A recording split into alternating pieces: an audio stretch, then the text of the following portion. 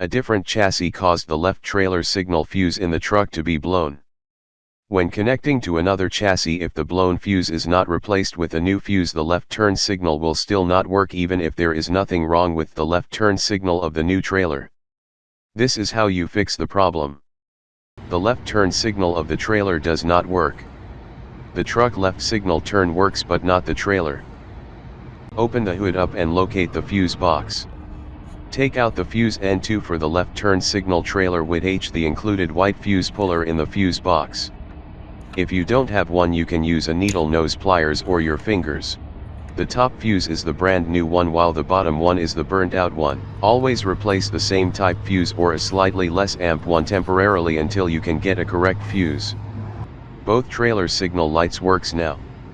The reason why some of the trailer fuses are blown or broken is because there is some short in the electrical connection on the chassis. This happens due to the pluggable nature of the indicator lights.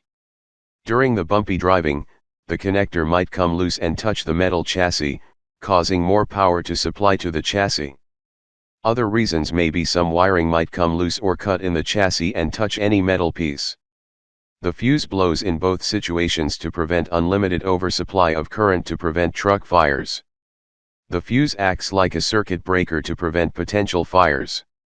This is why you should never replace it with a higher amp fuse than what it was designed for or use a wire as a fuse.